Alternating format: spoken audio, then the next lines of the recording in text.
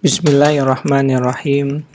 Hadis nomor 2, Al-Arba'in An-Nawawiyah.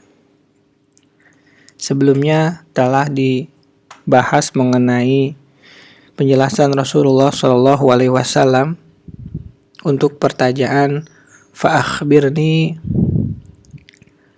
anil Islam. Kemudian lelaki tersebut berkata, Qala, sodakta, engkau benar, Anda benar. Qala fa'ajibna lahu yas'alhu. Maka kami merasa heran kepadanya. Ia bertanya tapi juga ia membenarkan jawabannya. Pernyataan Jibril yang mengatakan engkau benar itu menunjukkan bahwa Jibril itu sudah tahu jawabannya. Dan ini menandakan bahwa Jibril itu ingin mengajari manusia, umumnya para sahabat di situ dan tentunya kepada kita semua. Kemudian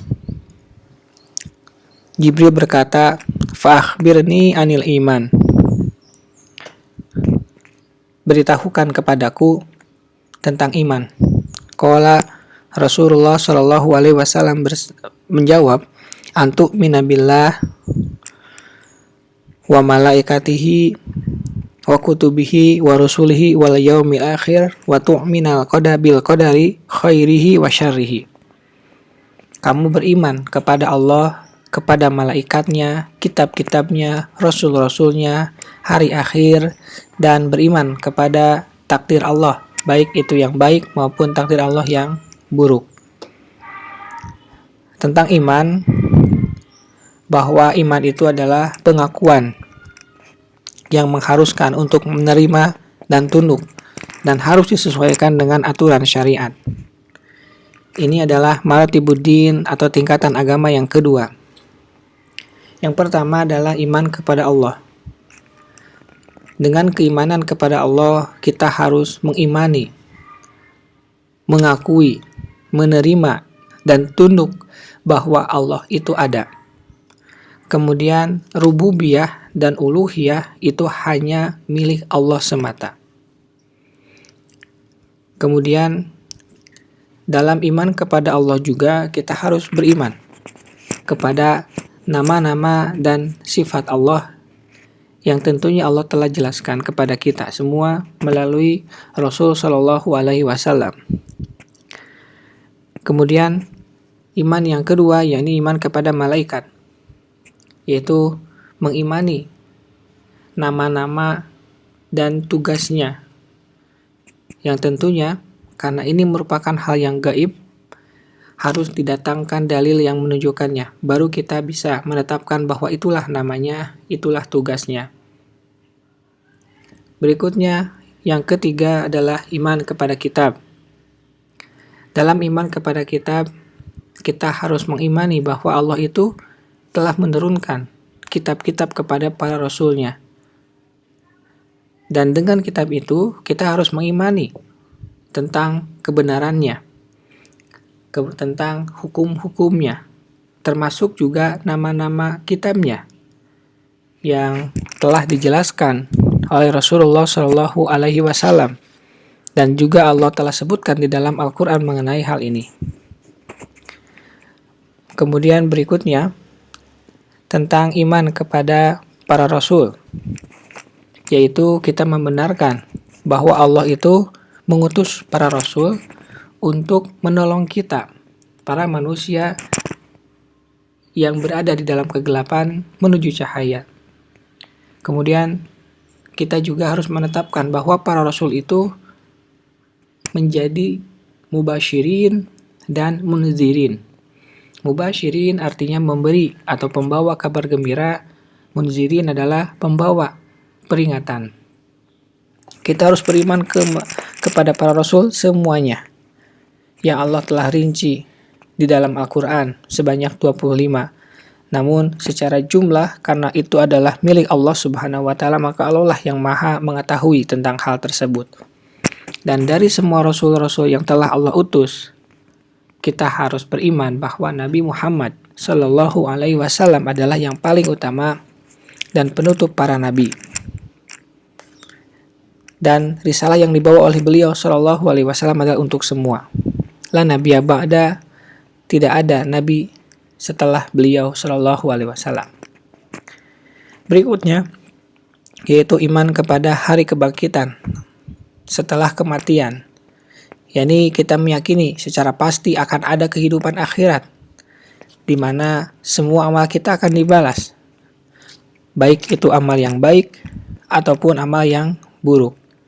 Dan Allah akan mengampuni semua dosa kita kecuali dosa syirik. Kemudian yang berikutnya adalah iman kepada qadar baik dan qadar buruk, takdir baik dan takdir buruk. Jadi kita harus membenarkan secara pasti bahwa semua kebaikan dan keburukan itu merupakan qada atau ketetapan Allah dan qadar atau keputusan Allah. Meskipun mengenai ketetapan Allah ini adalah bagaimana persepsi kita. Tidak ada sebenarnya qada Allah yang buruk.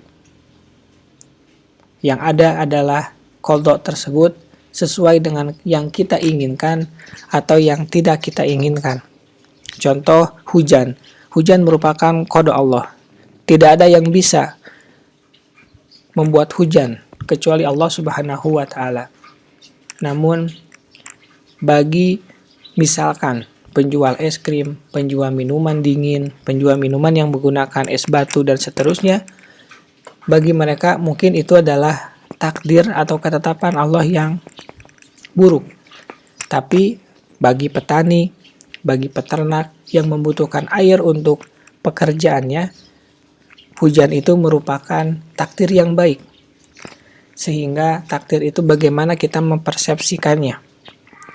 Oleh karenanya, dalam mempersepsikan takdir kita harus selalu berbaik sangka kepada Allah bahwa itu adalah takdir terbaik yang kita harus terima. Karena tidak ada yang lebih mengetahui diri kita, bahkan kita sendiri. Yang mengetahui adalah Allah Subhanahu wa taala, di mana Allah lah yang menciptakan kita.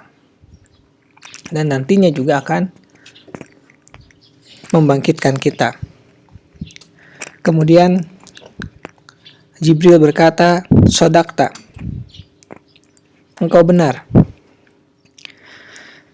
Fa akhbirni anil Islam. Bertanya lagi Jibril ini tentang ihsan. Kemudian Rasulullah Shallallahu Alaihi Wasallam menjawab, "Anta budallah ka'annaka tarah, fa illam takun tarah fa innahu yarak." Ihsan itu yakni kamu menyembah Allah dengan kondisi seakan-akan kamu melihatnya. Jika kamu tidak dapat melihatnya, maka yakinilah bahwa Allah melihat kamu. Dalam ihsan ini terdapat 2 rukun. Yang pertama, kita mengetahui bahwa Allah melihat kita. Yang kedua, kita yakini bahwa kita beribadah seakan-akan Allah melihat kita. Seperti itu. Maka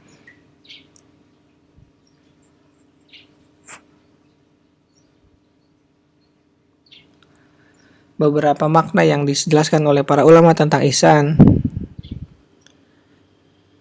di antaranya oleh Imam Sufyan bin Uyainah yang mengatakan ihsan itu adalah menjadikan yang tersembunyi di hati lebih baik dari yang ditampakkannya. Qala, kemudian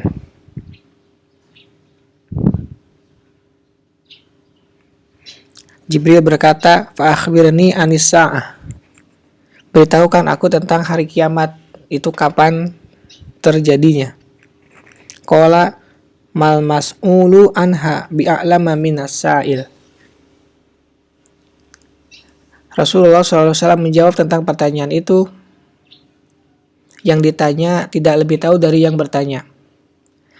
Artinya yang ditanya yakni Rasulullah SAW, dan juga yang bertanya yakni laki-laki yang dia kita tahu adalah Malak Jibril, itu dua-duanya sama tidak tahu kapan pastinya terjadi kiamat. Karena mereka sama-sama makhluk Allah yang memiliki pengetahuan terbatas.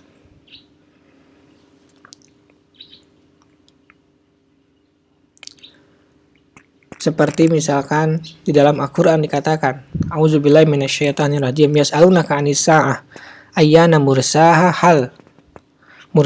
kul innama ilmuha inda rabbi la yujalliha liwaqtiha illahu.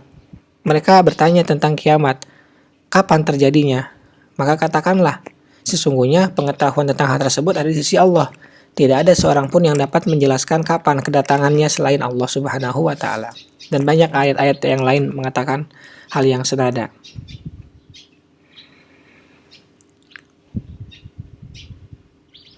Kemudian berikutnya adalah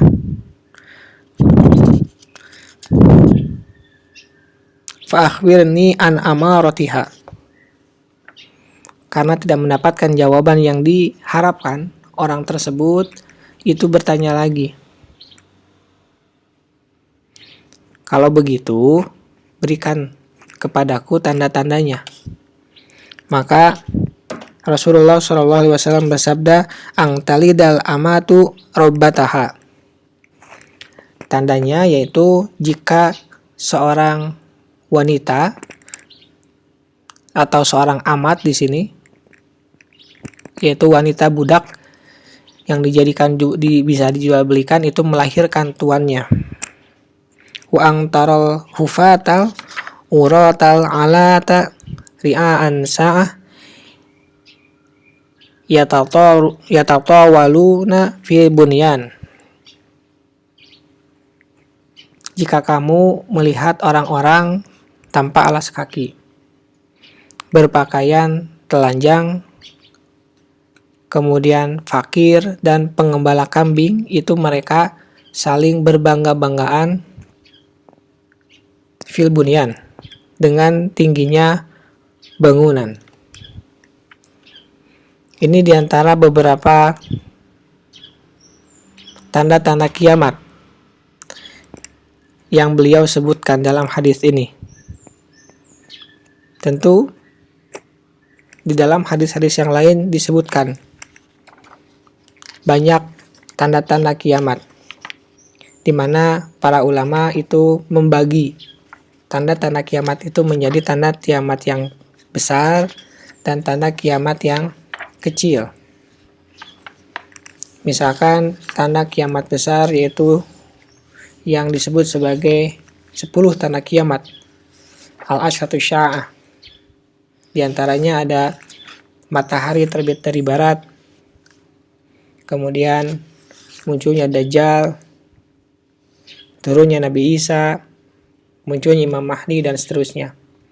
Kemudian asratus sa'ati sugro, tanda-tanda kecil seperti yang disebutkan di dalam hadis ini, yaitu budak yang melahirkan tuannya, penggembala kambing berlomba-lomba meninggikan bangunan, kemudian tambahannya misalkan ada orang-orang yang salam hanya kepada orang yang dikenal, kemudian orang yang meninggalkan sholat tahiyatul masjid, dan banyak yang lainnya. Qala, kemudian